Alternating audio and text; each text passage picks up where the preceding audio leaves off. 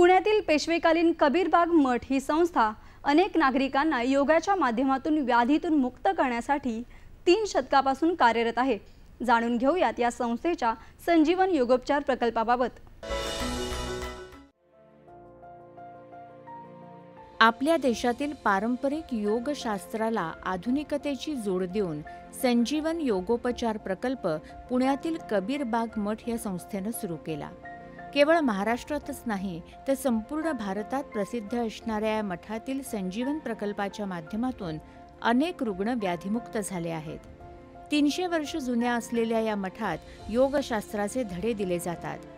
Doctor Shri we Karandikar उपाख्य आचार्य योगानंद यांनी 1989 मध्ये कबीरबाग संस्थेच्या आवारात योग थेरपी सुरू केली।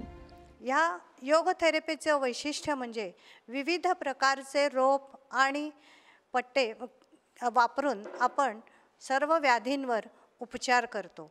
त्याचप्रमाणे आसनांचा जो अभ्यास आहे, जो पारंपरिक आहे, तो पेशंटना करता येणार नाही, परंतु त्यांची व्याधी तर दुरुस्त झाली पाहिजे या दृष्टिकोनातून 21व्या शतकाला उपयोगी असा हा संजीवन योग प्रकार आचार्य योगानंदांनी 1988 सालापासून कबीरबागेमध्ये सुरू केला आणि त्याच्यावर त्यांनी स्वतः विविध व्याधींवर वेगवेगळे पट्टे आणि रोप्स कसे बांधायचे ह्यानुसार संशोधन करून आतापर्यंत 550 पट्टे त्यांनी किंवा स्ट्रेचेस त्यांनी तयार केलेले आहेत आणि त्या स्ट्रेचेसचा उपयोग आम्ही इथे करतो आहोत। विविध साधनांचा वापर करून पारंपरिक योग पद्धतीचं सुलभीकरण डॉक्टर करंदीकर यांनी केलं आणि अनेक रुग्णांना व्याधीमुक्त केलं। प्रोफेशन से मैं मेकअप आर्टिस्ट हूँ और लॉन्ग टाइम स्टैंडिंग आवर्स के हिसाब से पैरों में दर्द शुरू हो गया था। नी के आजू बाजू के मसल्स सब टाइटन हो गए थे। मुझे आए हुए यहाँ 2-3 दिन ही हुए हैं, बट पॉजिटिव बात यह है कि आफ्टर ये ट्रैक्शन रोप थेरेपी करने के बाद विदिन 2 डेज़ ही मुझे मेरे मसल में रिलैक्स महसूस हो रहा है और काफ़ी मूवमेंट में भी काफ़ी अच्छा लग रहा है।